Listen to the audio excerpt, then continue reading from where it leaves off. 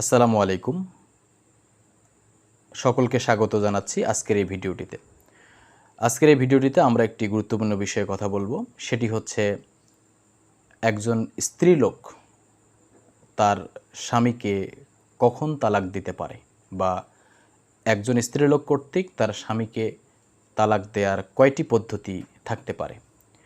আমরা জানি যে নিকাহ রেজিস্টারের মাধ্যমে নিকাহ যখন রেজিস্টার হয়, সেখানে কাবিননামার 18 নম্বর কলামে একটি বিষয় লেখা থাকে যে স্বামী কর্তৃক স্ত্রীকে তালাক দেওয়ার ক্ষমতা দেয়া হয়েছে কিনা। যদি ক্ষমতা দেয়া হয় 18 নম্বর কলামে, তাহলে একজন স্ত্রী নিকাহ রেজিস্টারের কাছে গিয়ে তার স্বামীকে তালাক দিতে পারেন। এভাবে তালাকটি কার্যকর হতে পারে। এটাকে বলা হচ্ছে ডেলিগেটেড ডিভোর্স, বা একজন স্বামী কর্তৃক তার স্বামীকে ডিভোর্স দেওয়ার ক্ষমতা অর্পণ করা। এটা একটা বিষয়।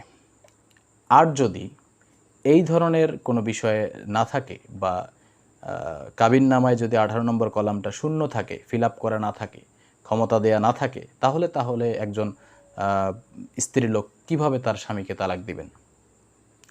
সেক্ষেত্রে ওই স্ত্রীলোকটি যেটি করবেন সেটি হচ্ছে তিনি আদালতের দ্বারস্থ হবেন, এবং আদালতে গিয়ে মূলত তিনি মুসলিম পারিবারিক আইন অনুযায়ী the dissolution of Muslim marriage অ্যাক্টের 1939-এর সেকশন 2-এ প্রায় 10টি গ্রাউন্ডের কথা বলা আছে।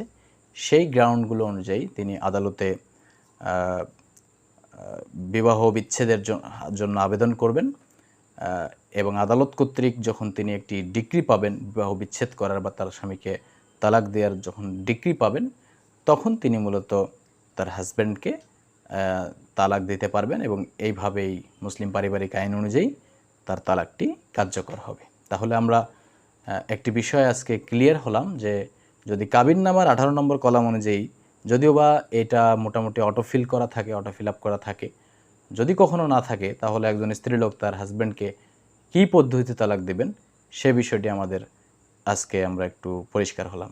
আশা করছি সবাই বুঝতে পেরেছেন। ধন্যবাদ সকলকে। আসসালামু আলাইকুম।